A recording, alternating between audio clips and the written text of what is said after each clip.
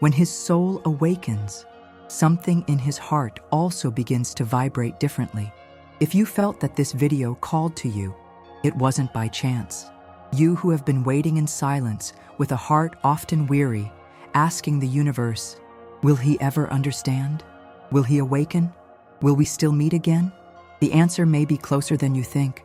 Today I want to guide you on a deep journey.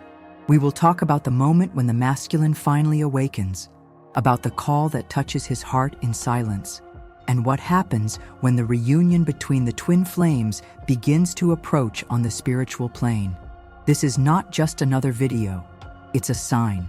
It's a reminder that divine timing is in motion and something is aligning. If this touched your heart in any way, I invite you. Subscribe here to the channel. You are part of this spiritual family. Share this video with someone who also feels this journey within their soul. And prepare your heart, because what you are going to hear today may completely change the way you see this weight. Shall we begin? There is a moment in the twin flame journey when silence seems to scream louder than any word. You feel that you have given everything of yourself. You have tried to explain, wait, yield, understand, and yet he has withdrawn. He didn't understand. He chose another path. And you are left with the weight of absence, trying to decipher the signs, trying to find meaning in the invisible. And maybe now you are right there, between longing and doubt, between faith and fatigue, asking the universe why something so strong has not materialized, questioning if all of this is real or just an illusion created by your own neediness, trying to forget, but feeling that forgetting is almost like denying a part of yourself. Because deep down, it's not just any connection. It's not just any story. There is something greater behind this bond, something that does not break even with time, distance, or silence. And the most challenging part is that often this connection is not recognized by both at the same time. One soul awakens first, one feels it first.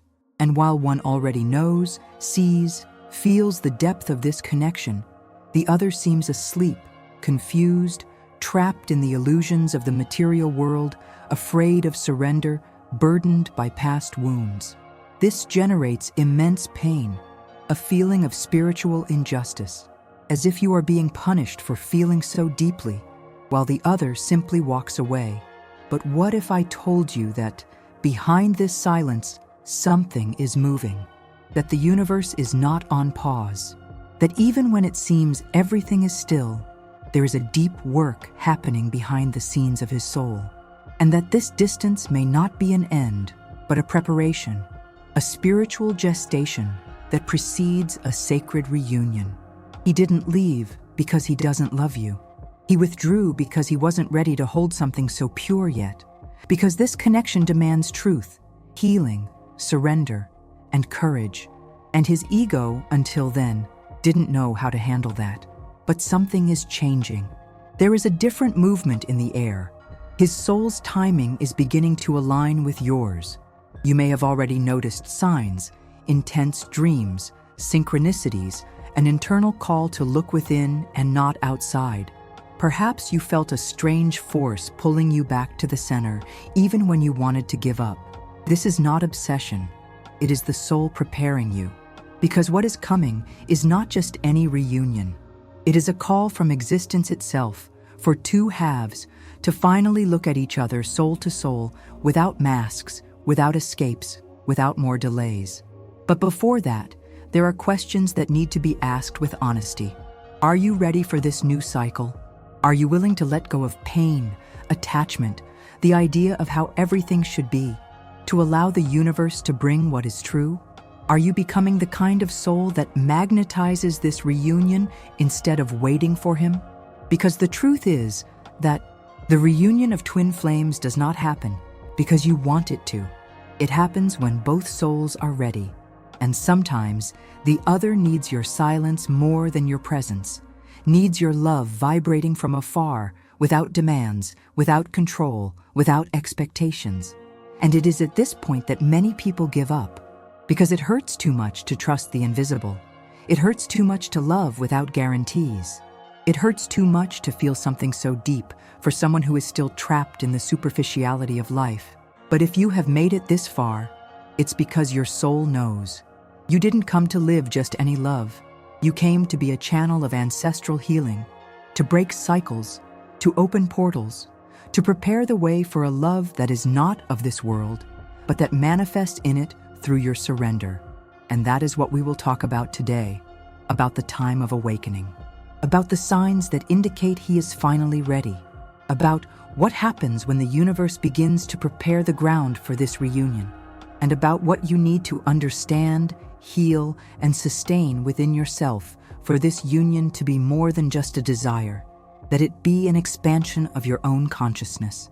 There is a point in the journey where the pain of separation is no longer just emotional, but spiritual. You feel as if you are living between two worlds, one that insists on saying it's over, that it's better to move on, that you need to forget, and another, more subtle, quieter, deeper, that whispers that it's not over yet, that something is still being stitched in the invisible, that there is a promise made between souls that human time cannot erase. This internal conflict is not imagination. It is the reflection of an intense spiritual movement, where two energies are being recalibrated for a greater purpose. Because the connection between twin flames is not just about romance, affection, or companionship. It is a sacred contract that demands the polishing of the soul, the death of the ego, the renunciation of illusions. And that is why it hurts so much, because it touches exactly on the wounds that need to be seen for true healing to happen. The romantic love as the world knows it is made of expectations, needs, projections. On the other hand, the love between twin flames is made of mirrors. It shows you what you tried to hide. It confronts you with your own light and your own shadow. It doesn't deliver immediate comfort.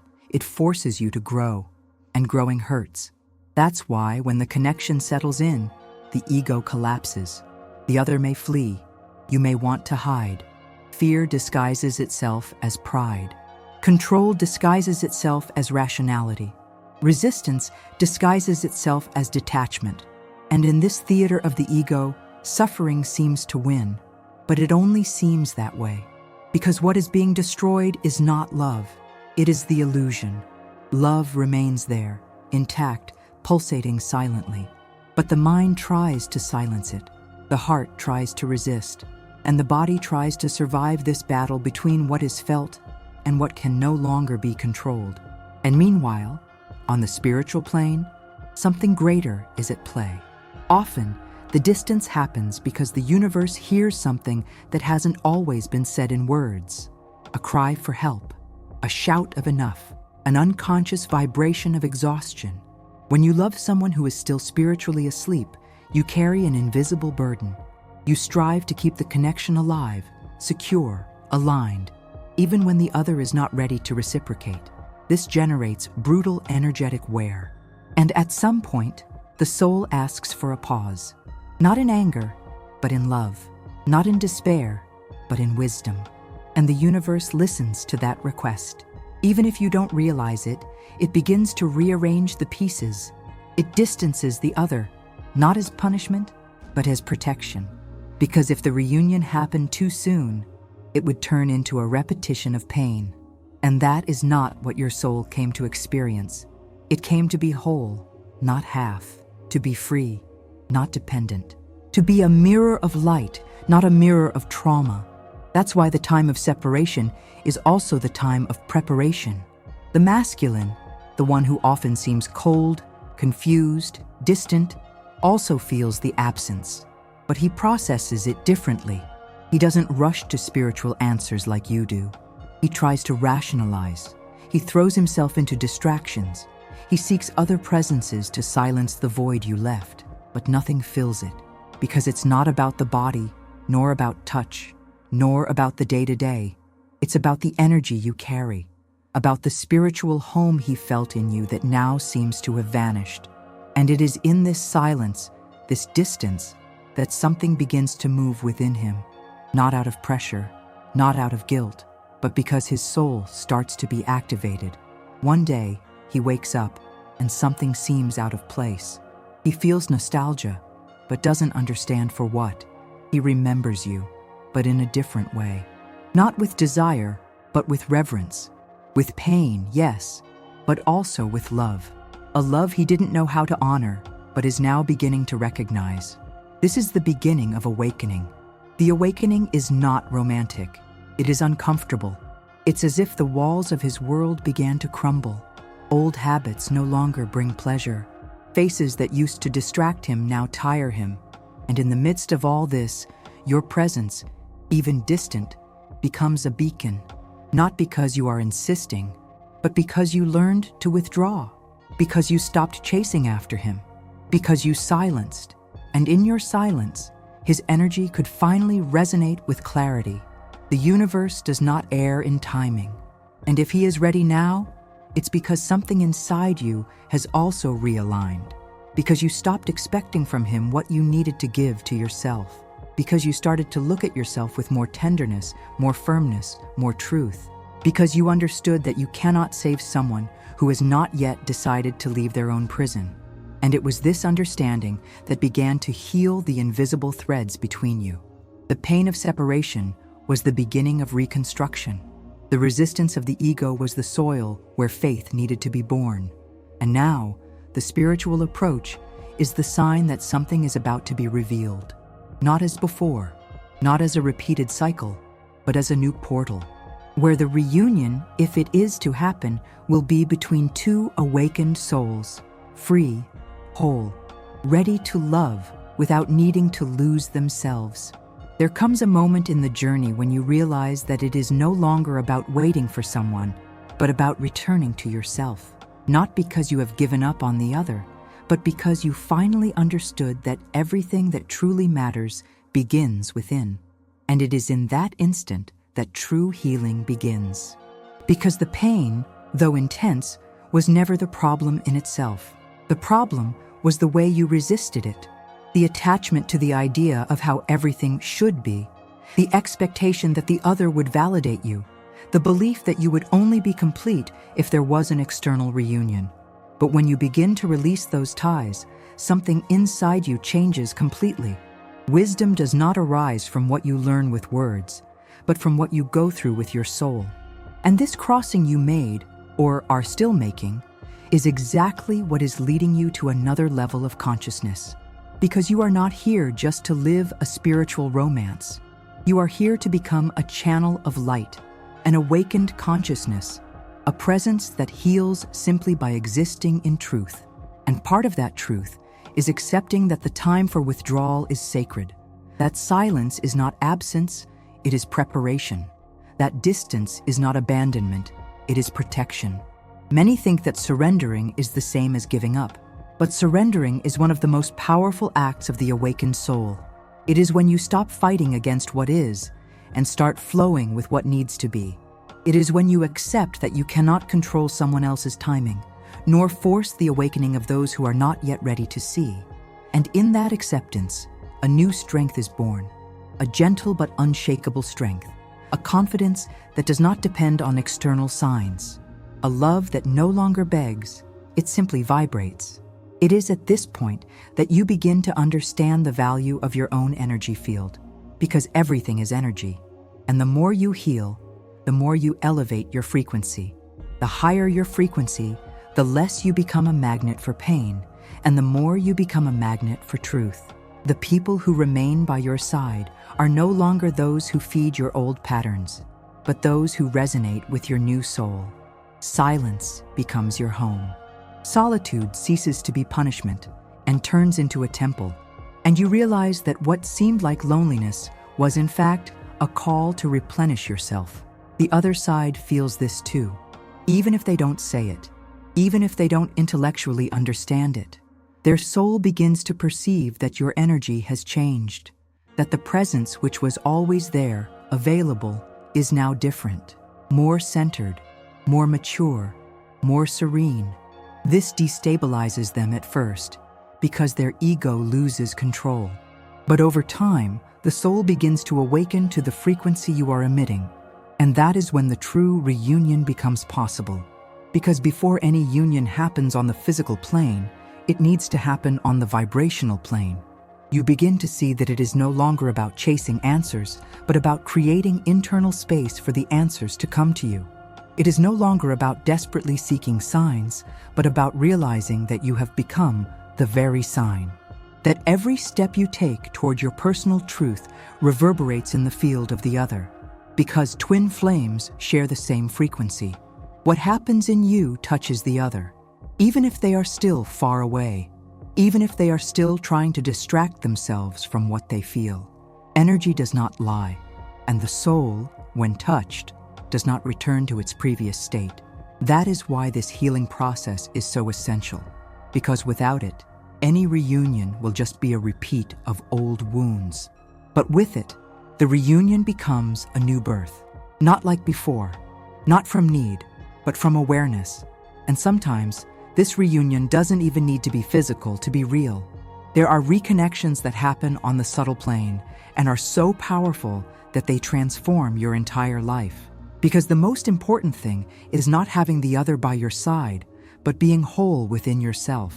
And when you reach this state of wholeness, everything changes. You begin to love differently, with more lightness, without control, without the urgency to be reciprocated, because you already feel whole. You start to see that true love is not about having, but about being. Being presence, being light, being truth. And in this state, you attract what truly vibrates with your essence. If it is in the divine path, even the twin flame returns, but they return on another level. No longer as someone who completes you, but as someone who walks beside you in equality, in maturity, in mission. This mission, by the way, is what gives meaning to the journey, because twin flames do not reunite just to live a love story, but to anchor a new consciousness on earth. Together, they have a role, a calling, a light that needs to be expanded. But this purpose can only be activated when both are healed, when both have already reunited with their own essence. That is why the waiting time is, in fact, the time of refinement. And every tear you shed along this path was like a drop of light purifying the crystal of your soul. Now you are closer than ever to seeing the beauty behind all this pain. You are more awake, more connected, more aware of your worth. And it is at this point that the universe begins to conspire more clearly, because you have ceased to be someone who waits and have become someone who vibrates, someone who understood that the true reunion is not between two bodies, but between two whole souls that have already met within themselves. There is a moment, almost imperceptible, in which everything changes. You do not feel it in a thunderous way. It is not like an explosion. It is more like a sigh of the soul that says, "Now I understand.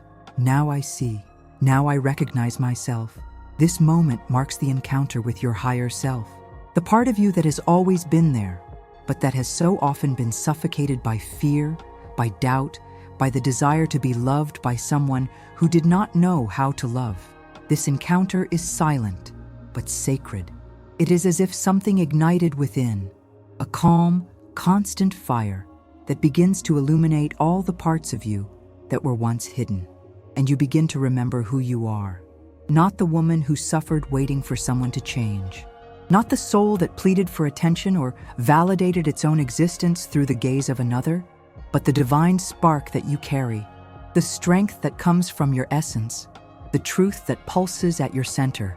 You begin to reclaim your pieces, no longer trying to stitch your story with the threads of pain, but reconstructing your presence with the threads of awareness. And this awareness is the greatest power that exists. Because when you align with your higher self, you stop living in the past. You stop projecting into the future. You return whole to the now. And in the now, you are powerful. You realize that you no longer need permission to be who you are. You no longer need the presence of the other to feel alive. You breathe deeper. You walk with more strength. And even when memories return, even when longing arises, you know it is just a part of the process. It is no longer a whole. It is just an echo of what once was. And this echo does not define you. It only reminds you of how much you have evolved. It is at this moment that the magnetism changes, because your frequency is no longer tuned to waiting, but to creation. You no longer vibrate in scarcity, but in completeness. And the energy that emanates from you begins to attract people, opportunities, and synchronicities, not because you are seeking, but because you have become a natural field of attraction. Your light begins to be felt from afar. Your peace starts to heal those who come close, and your presence becomes a blessing for the world. This is what happens when the higher self takes the helm. The old versions of you do not disappear, but are embraced. The old pains are not denied, but transmuted. You stop being a victim of your experiences and become the guardian of your own story. You understand that everything had a purpose, that each tear prepared you, that each distance strengthened you, that each silence taught you to listen to the most important voice of all, that of your soul. And here something very important happens. Love begins to transform. That idea of romantic love, full of expectation and dependence, starts to dissolve. In its place, a purer love is born. A love that does not bind, but liberates. A love that does not demand, but shares. A love that does not feed on the absence of the other, but on the presence of self. And you realize that true love does not get lost. It only changes form. It matures. It expands. It becomes universal. You may still feel something for your twin flame. This is not weakness. It is spiritual sensitivity. But now this feeling does not enslave you. It elevates you. You stop waiting and start blessing. You look at the other with gratitude, even if they are still distant, even if they never return. Because they were a mirror. They were a portal. They were a trigger. They were an instrument for you to truly see yourself.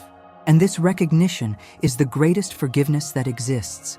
The forgiveness that liberates, that cleanses toxic bonds, that dissolves karmic contracts, that closes cycles with peace. It is here that the reunion, if it is part of your path, can finally happen. But not as before, not as an attempt to fill a void, but as an overflow of two souls that have already met within themselves. If it's not with them, it will be with someone who vibrates at this same frequency of truth, maturity, and surrender. Because now you no longer accept less than that, not out of pride, but out of self-love. Because you understood that being alone was never the problem. The problem was being disconnected from yourself. Now you are whole. And this wholeness is magnetic. It attracts everything that is in resonance with your new version. You no longer need to chase love. You are love. You carry it in every gesture, in every word, in every silence. And anyone who crosses your path will feel this. They will feel that there is something in you that cannot be explained but transforms, that calms, that inspires, because your soul has returned home. And this home is you. Now that you recognize yourself as home, everything that was still loose begins to find its place, not because you incessantly sought it, but because your vibration has become the answer. When you return to your essence, everything around you also begins to reorganize in response to that return. The movements that once seemed random now make sense. The absences that once hurt now become understandable. The silences that once generated anxiety now serve as fertile space for your peace to blossom. You no longer seek validation in messages or external signs. You have become your own signal. An awakened soul no longer wonders what the other feels, what the other wants, what the other will do, because it has already understood that true love never comes from outside in, but from inside out.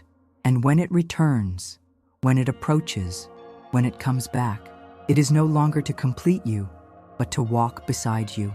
This video was more than a message. It was a vibrational mirror.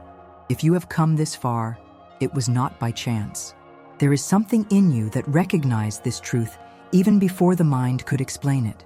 And this recognition is what opens the portal of consciousness, of emotional maturity, of clean surrender, without masks, without urgency, without the old anxiety of wanting to be chosen. You no longer need to be chosen. You have already chosen yourself, and this choice changes everything. Now, if it is in your heart to remain in this vibration, I invite you. Subscribe to this channel. Here, every word is written to touch your soul and expand your consciousness. Like this video, if it resonated with your journey, and share it with whom you feel, because healing words need to be seeded. And leave here in the comments a phrase that will seal this new stage of your journey. I am the home that conscious love recognizes.